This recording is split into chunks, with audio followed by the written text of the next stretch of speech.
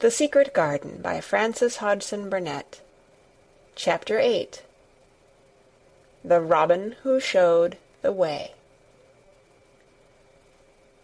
She looked at the key quite a long time. She turned it over and thought about it. As I have said before, she was not a child who had been trained to ask permission or consult her elders about things. All she thought about the key was that if it was the key to the closed garden, and she could find out where the door was, she could perhaps open it and see what was inside the walls, and what had happened to the old rose-trees. It was because it had been shut up so long that she wanted to see it.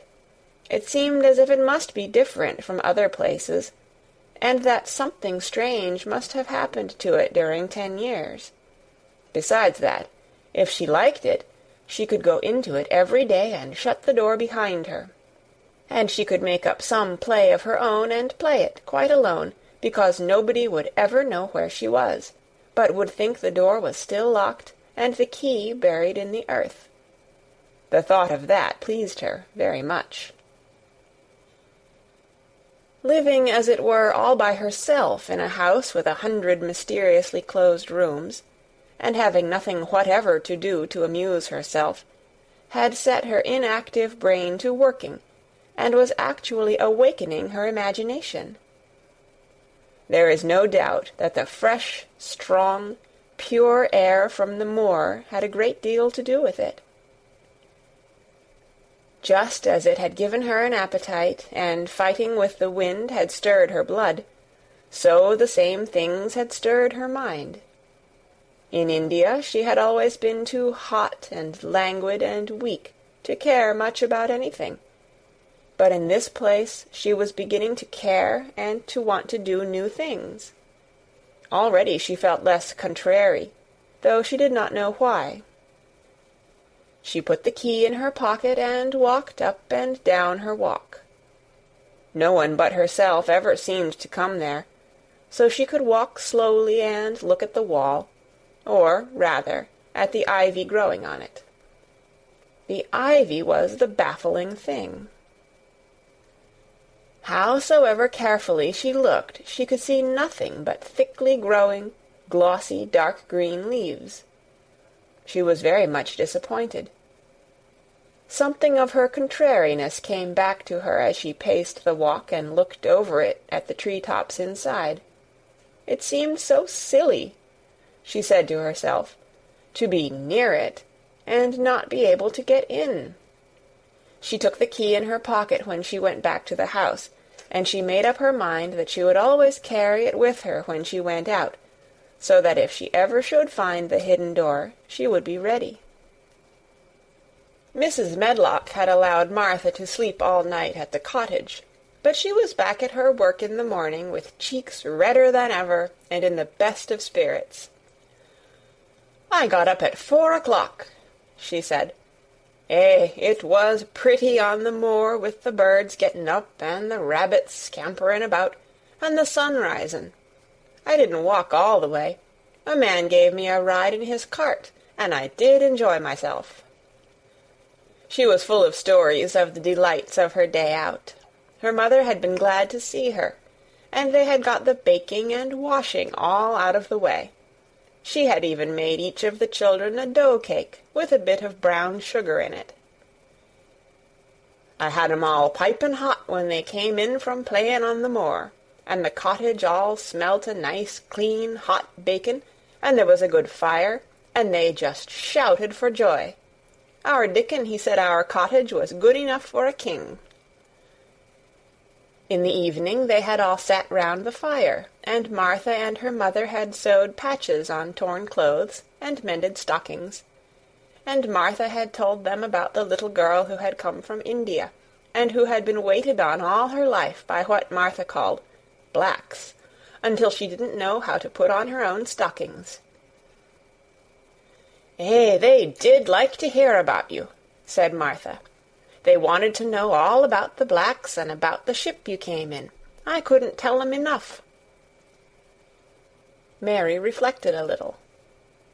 "I'll tell you a great deal more before your next day out," she said, "so that you will have more to talk about. I dare say they would like to hear about riding on elephants and camels, and about the officers going to hunt tigers." "My word!" cried delighted Martha. "It would set 'em clean off their heads. Would tha really do that, miss? It would be the same as a wild beast show, like we heard they had in York once." "India is quite different from Yorkshire," Mary said slowly, as she thought the matter over. "I never thought of that. Did Dickon and your mother like to hear you talk about me?" "Why, our Dickon's eyes nearly started out o' his head, they got that round," answered Martha. "But mother, she was put out about your seemin' to be all by yourself like. She said, 'Hasn't Mr. Craven got no governess for her, nor no nurse?' And I said, 'No, he hasn't, though Mrs. Medlock says he will when he thinks of it. But she says he mayn't think of it for 2 or 3 years.' "I don't want a governess," said Mary sharply. "But mother says you ought to be learnin' your book by this time, and you ought to have a woman to look after you. And she says, 'Now, Martha, you just think about how you'd feel yourself, in a big place like that, wanderin' about all alone, and no mother. You do your best to cheer her up,' she says. And I said I would." Mary gave her a long, steady look. "You do cheer me up," she said. "I like to hear you talk." Presently Martha went out of the room and came back with something held in her hands under her apron. "What does thee think?" she said, with a cheerful grin. "I've brought thee a present." "A present?" exclaimed Mistress Mary. "How could a cottage full of 14 hungry people give anyone a present?" "A man was drivin' across the moor, peddlin'," Martha explained, "and he stopped his cart at our door. He had pots and pans and odds and ends, but mother had no money to buy anything. Just as he was going away, our Lizabeth Ellen called out, 'Mother, he's got skippin' ropes with red and blue handles.' And mother, she calls out quite sudden, 'Here, stop, mister, how much are they?' And he says, 'Tuppence.' And mother, she began fumblin' in her pocket, and she says to me, 'Martha, thou's brought me thy wages like a good lass, and I've got 4 places to put every penny, but I'm just going to take 2pence out of it to buy that child a skippin' rope.' And she bought one, and here it is." She brought it out from under her apron, and exhibited it quite proudly. It was a strong, slender rope, with a striped red and blue handle at each end. But Mary Lennox had never seen a skipping rope before. She gazed at it with a mystified expression. "What is it for?" she asked curiously. "For?" cried out Martha. "Does the mean that they've not got skippin' ropes in India, for all they've got elephants and tigers and camels? No wonder most of 'em's black. This is what it's for. Just watch me." And she ran into the middle of the room, and, taking a handle in each hand, began to skip and skip and skip, while Mary turned in her chair to stare at her, and the queer faces in the old portraits seemed to stare at her too, and wonder what on earth this common little cottager had the impudence to be doing under their very noses. But Martha did not even see them. The interest and curiosity in Mistress Mary's face delighted her, and she went on skipping and counted as she skipped until she had reached 100. "I could skip longer than that," she said when she stopped. "I've skipped as much as 500 when I was 12, but I wasn't as fat then as I am now, and I was in practice." Mary got up from her chair, beginning to feel excited herself. "It looks nice," she said. "Your mother is a kind woman. Do you think I could ever skip like that?" "You just try it," urged Martha, handing her the skipping rope. "You can't skip 100 at first, but if you practice, you'll mount up. That's what Mother said. She says, "Nothin' will do her more good than a skippin' rope. It's the sensiblest toy a child can have. Let her play out in the fresh air skippin', and it'll stretch her legs and arms and give her some strength in 'em." It was plain that there was not a great deal of strength in Mistress Mary's arms and legs when she first began to skip. She was not very clever at it, but she liked it so much that she did not want to stop. "Put on the things and run and skip out-o-doors," said Martha. "Mother said I must tell you to keep out-o-doors as much as you could, even when it rains a bit, so as to wrap up warm." Mary put on her coat and hat and took her skipping rope over her arm. She opened the door to go out, and then suddenly thought of something and turned back rather slowly.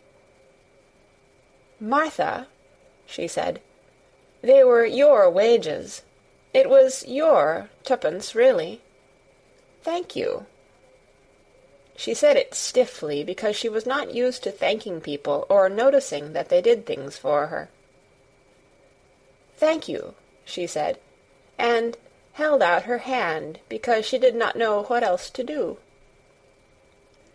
Martha gave her hand a clumsy little shake, as if she was not accustomed to this sort of thing either. Then she laughed. Tha'rt a queer old womanish thing," she said. "If tha'd been our Elizabeth Ellen, tha'd have given me a kiss." Mary looked stiffer than ever. "Do you want me to kiss you?" Martha laughed again. "Nay, not me," she answered. "If tha was different, p'raps tha'd want to thysel, but tha isn't. Run off outside and play with thy rope." Mistress Mary felt a little awkward as she went out of the room. Yorkshire people seemed strange, and Martha was always rather a puzzle to her. At first she had disliked her very much, but now she did not. The skipping rope was a wonderful thing. She counted and skipped and counted, until her cheeks were quite red, and she was more interested than she had ever been since she was born. The sun was shining, and a little wind was blowing, not a rough wind, but one which came in delightful little gusts, and brought a fresh scent of newly turned earth with it. She skipped round the fountain garden, and up one walk and down another. She skipped at last into the kitchen garden, and saw Ben Weatherstaff digging and talking to his robin, which was hopping about him. She skipped down the walk toward him, and he lifted his head and looked at her with a curious expression. She had wondered if he would notice her. She wanted him to see her skip. "Well," he exclaimed, "upon my word, p'raps tha'rt a young un after all, and p'raps tha's got child's blood in thy veins instead of sour buttermilk. Tha's skipped red into thy cheeks as sure as my name's Ben Weatherstaff. I wouldn't have believed tha could do it." "I never skipped before," Mary said. "I'm just beginning. I can only go up to 20. "Tha keep on," said Ben. "Tha shapes well enough at it for a young un that's lived with heathen. Just see how he's watching thee," jerking his head toward the robin. "He followed after thee yesterday. He'll be at it again to-day. He'll be bound to find out what the skippin' rope is. He's never seen one. Shaking his head at the bird. "The curiosity will be the death of thee sometime if thou doesn't look sharp."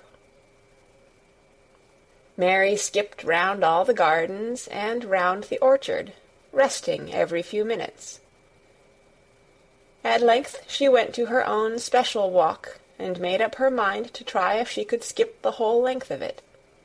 It was a good long skip, and she began slowly, but before she had gone halfway down the path she was so hot and breathless that she was obliged to stop. She did not mind much, because she had already counted up to 30. She stopped with a little laugh of pleasure, and there, lo and behold, was the robin swaying on a long branch of ivy. He had followed her, and he greeted her with a chirp. As Mary had skipped toward him, she felt something heavy in her pocket strike against her at each jump, and when she saw the robin, she laughed again. "You showed me where the key was yesterday," she said. "You ought to show me the door today, but I don't believe you know." The robin flew from his swinging spray of ivy onto the top of the wall, and he opened his beak and sang a loud, lovely trill, merely to show off. Nothing in the world is quite as adorably lovely as a robin when he shows off, and they are nearly always doing it. Mary Lennox had heard a great deal about magic in her Aya's stories, and she always said that what happened almost at that moment was magic. One of the nice little gusts of wind rushed down the walk, and it was a stronger one than the rest. It was strong enough to wave the branches of the trees, and it was more than strong enough to sway the trailing sprays of untrimmed ivy hanging from the wall. Mary had stepped close to the robin, and suddenly the gust of wind swung aside some loose ivy trails, and more suddenly still she jumped toward it and caught it in her hand. This she did because she had seen something under it, a round knob which had been covered by the leaves hanging over it. It was the knob of a door. She put her hands under the leaves and began to pull and push them aside. Thick as the ivy hung, it nearly all was a loose and swinging curtain, though some had crept over wood and iron. Mary's heart began to thump, and her hands to shake a little in her delight and excitement. The robin kept singing and twittering away, and tilting his head on one side as if he were as excited as she was. What was this under her hands, which was square and made of iron, and which her fingers found a hole in? It was the lock of the door which had been closed 10 years, and she put her hand in her pocket, drew out the key, and found it fitted the keyhole. She put the key in and turned it. It took 2 hands to do it, but it did turn. And then she took a long breath and looked behind her up the long walk to see if anyone was coming. No one was coming. No one ever did come, it seemed, and she took another long breath, because she could not help it, and she held back the swinging curtain of ivy and pushed back the door, which opened slowly, slowly. Then she slipped through it and shut it behind her, and stood with her back against it, looking about her and breathing quite fast with excitement and wonder and delight. She was standing inside the secret garden. End of Chapter 8. Read by Kara Schallenberg on January 20th, 2006, in Oceanside, California.